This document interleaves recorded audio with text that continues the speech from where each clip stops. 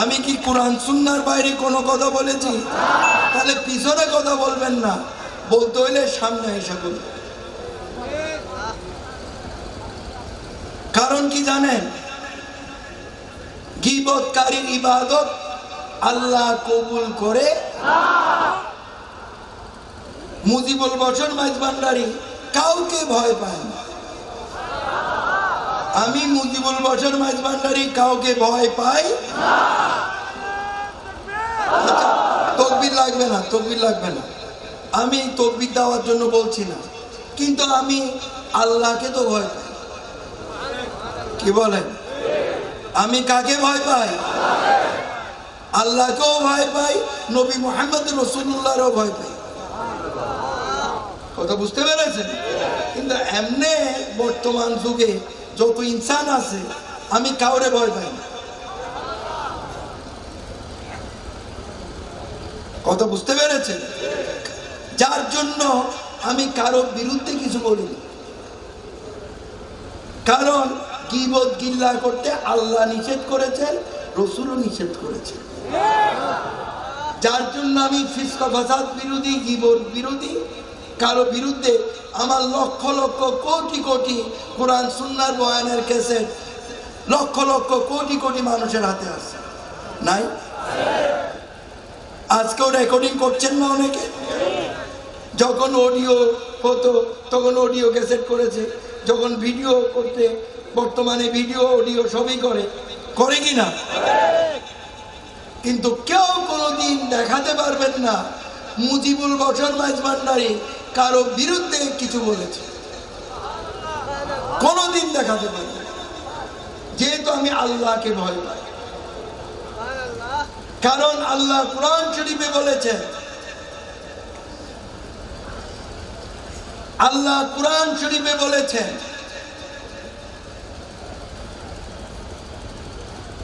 যে ব্যক্তি পরনিন্দা করে, যে ব্যক্তি পরনিন্দা করে সে তার মৃত ভাইয়ের গোশত ভক্ষণ করে।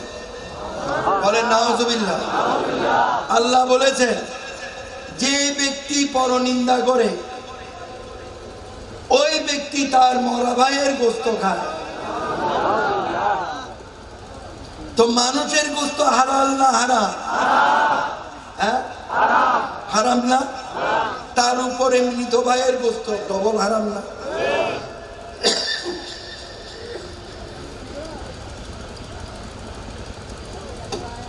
আল্লাহ রাসূল বলেছেন, قال رسول الله صلى الله عليه وسلم الغيبة أشد من الزنا। গীবত করা জিনার চাইতে কঠিনতম গুনাহ।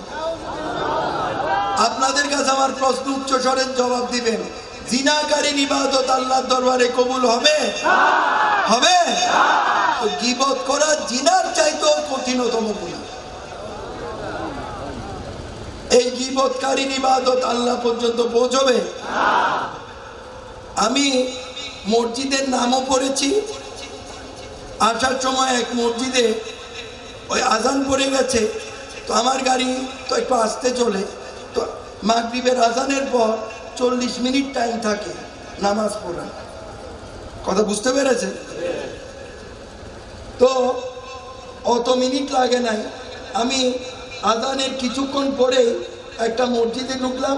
ওই এলাকার নামও বলবো না, ওই মসজিদের নামও আমি বলবো না, কারণ ওনারা যদি এখানে উপস্থিত না থাকে তাহলে আমার গীবত হয়ে যাবে। তাই এলাকার নামও বলবো না, মসজিদের নামও বলবো না। যারা আমার সাথে নামাজ পড়েছে, প্রয়োজন হলে তাদের থেকে আপনারা জিজ্ঞেস করে নিন। এই ইউনিয়ন চেয়ারম্যান আমার সাথে নামাজ পড়েছে, গিয়েছি, আল্লাহ আমাকে রক্ষা করেছে যে ওই ইমামের পিছনে আমি নামাজ পড়ি না। আল্লাহ আমাকে রক্ষা করেছে। আমার কাছে তো কোনো, আমি মসজিদ বাছি না, যে মসজিদে ওয়াক্ত হয় সেই মসজিদে আমি নামাজ পড়ি। কথা বুঝতে পেরেছে? কারণ আমি নামাজ পড়বো আল্লাহ সন্তুষ্টির জন্য। ইমান কি আমার নামাজ ঠেকাইতে পারবে? কথা বুঝতে পেরেছে? ঢুকেছি, হায় হায়, সালাম ফিরাইয়ে গীবত গিল্লা শুরু করলো, যা মুখে দিয়ে আসছে তাই বলতেছে। আমি ছিলাম মসজিদের বারান্দা, মৌলানা নিজামুল হক সাহেবরে বললাম, বাবারে ওই মসজিদের ওই পাশ দিয়ে তো মুসল্লিরা বাইর হইতে পারবে, এই দরজাটা বন্ধ করে দাও, আমরা এইখানেই জামাতটা পড়ি, কারণ আল্লাহ রক্ষা করেছে এই ইমামের পিছনে নামাজটা পড়ি না, নাহলে আবার মাগরিবের নামাজ আমার পড়তে হইতো। কি যে গীবত গিল্লা শুরু করেছে এক আল্লাহ ভালো জানে। কিছুক্ষণ শুনে আমি বললাম যে মৌলানা সাহেব, এগুলা শুনে লাভ নাই, আপনি নামাজ পড়ান, আমরা নামাজটা পড়ে আমরা এখান থেকে চলে যাই। শুনেন, গীবতকারী যদি পীর সাহেব হয়, এই গীবতকারী পীর সাহেবের কাছে বায়াত হওয়া, গীবতকারী পীর সাহেবের পিছনে নামাজ পড়া হারাম। গীবতকারী যদি আলেম সাহেব হয়, মসজিদের ইমাম হয়, এরকম ইমামের পিছনে নামাজ পড়া হারাম।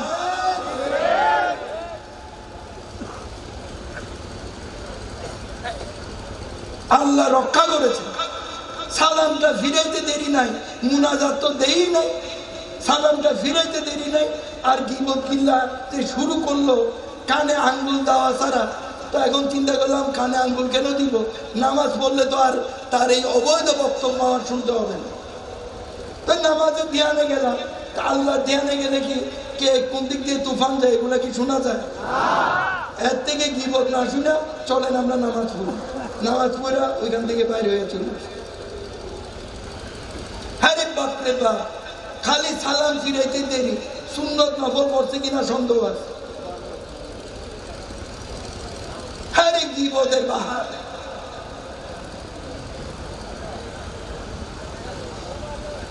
কথা বুঝতে পেরেছেন তো? মুজিবুল বশর মাইজভান্ডারী কাউকে ভয় পায় না, এইটাও জানবেন। এই আঙ্গুলের ইশারায় লক্ষ লক্ষ লোক উঠে, লক্ষ লক্ষ কোটি লোক উঠে আর বসে।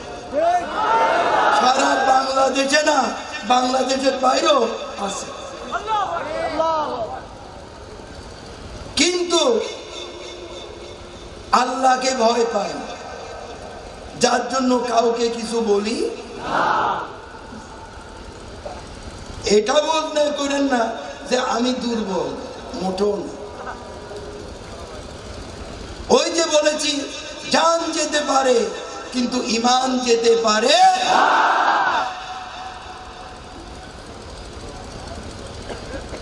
বুঝতে হবে, ইমাম হাসান হোসেনের রক্ত মুজিবুল বশরের শরীরেও আছে। সেদিনও এজিদ বাহিনীর কাছে মাথা নত করে নাই, বর্তমানেও করবে।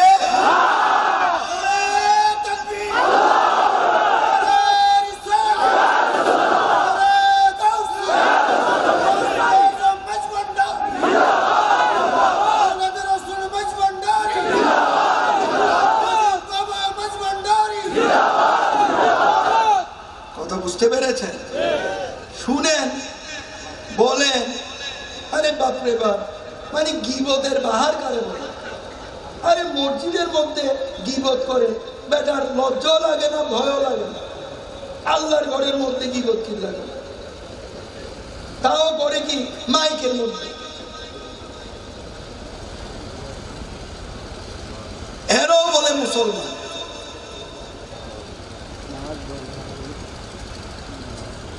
পেয়ারে হাজির, যেটা আমি বলছিলাম সেদিকে লক্ষ্য করুন।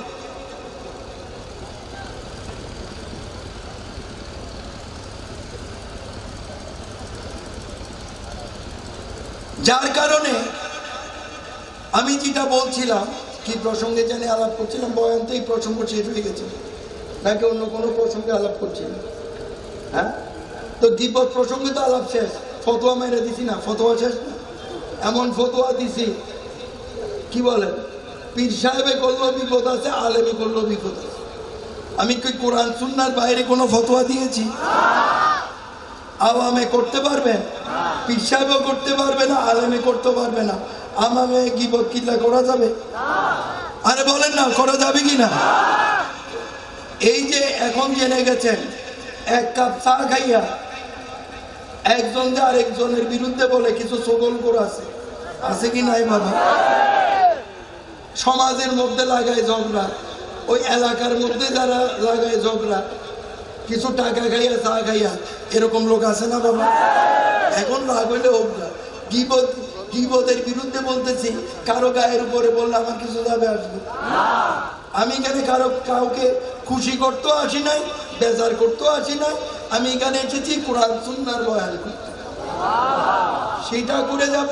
কে খুশি হইলো, কে বেজার হইলো, আমার কিচ্ছু যাবে আসবে না। যেটা হক, যেটা সত্য, সেটা আমাকে বলতেই হবে।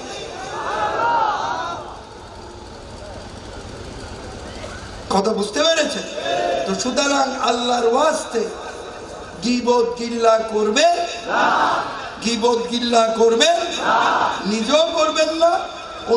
অন্যের গীবত গিল্লা যদি করতে আসে, কি করবেন জানেন? কোরআন সুন্নাহর মাহফিলে যাবেন, কোরআন তাফসীরের মাহফিলেও যাবেন, আমার তরফ থেকে কোনো আপত্তি নাই। যেখানে কোরআন সুন্নাহর বয়ান হবে অবশ্যই আল্লাহর বান্দারা যাবে, কি বলেন? কিন্তু যে মাহফিলে গীবত গিল্লা হবে, সেই মাহফিল থেকে উঠা কোরআন সুন্নাহর বাইরে যে মাহফিলে গীবত গিল্লা হবে, সোজা ওই মাহফিল থেকে উঠা বাড়ির দিকে হাঁটা দিবেন। হাঁটতে হাঁটতে কি পড়বেন? আমার সাথে একটু পড়বেন সবাই, উচ্চ স্বরে সবাই পড়বেন। পড়েন, তওবা, আস্তাগফিরুল্লাহ, লা হাওলা ওয়ালা কুওয়াতা ইল্লা বিল্লাহিল আলিয়্যুল আযীম। এই তওবা পড়তে পড়তে বাড়িতে চলে যাবেন, দেখবেন এই যে গীবত গিল্লা থেকে আপনাদেরকে আল্লাহ রক্ষা করবে। যে মাহফিলে গীবত গিল্লা হবে, সেটা যার মাহফিলেও সোজা সেখান থেকে ওইটা, কারণ গিয়েছেন কোরআন সুন্নাহর বয়ান শুনতে, গীবত গিল্লা শুনতে গিয়েছেন। যেখানে নবী মুহাম্মদ রাসূলুল্লাহর বিরুদ্ধে বলা হবে, সেই মাহফিল থেকে উল্টো সোজা চলে যাবে। আর সেখানে কি পড়বেন? ওই একই জিনিসে পড়বেন। আমার সাথে আবার পড়েন, তওবা, আস্তাগফিরুল্লাহ, লা হাওলা ওয়ালা কুওয়াতা ইল্লা বিল্লাহিল আলিয়্যুল আযীম। সবার আওয়াজকে আল্লাহ কবুল করুন, সবার তওবাকে আল্লাহ কবুল করুন। গীবত গিল্লা থেকে আল্লাহ সবাইকে হেফাজত রাখুন।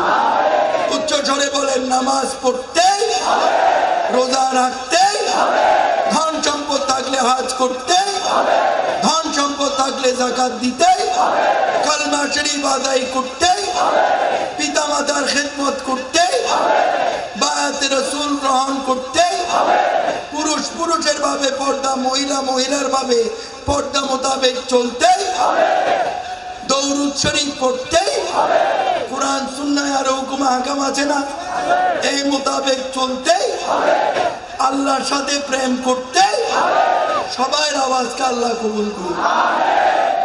কোরআন সুন্নাহ ভিত্তিক জীবন ব্যবস্থার মধ্য দিয়ে মুমিন মুসলমান হওয়ার তৌফিক আল্লাহ সবাইকে দান করুন। গীবত গিল্লা থেকে আল্লাহ সবাইকে মুক্ত রাখুন, হারাম কাজ থেকে আল্লাহ সবাইকে মুক্ত রাখুন।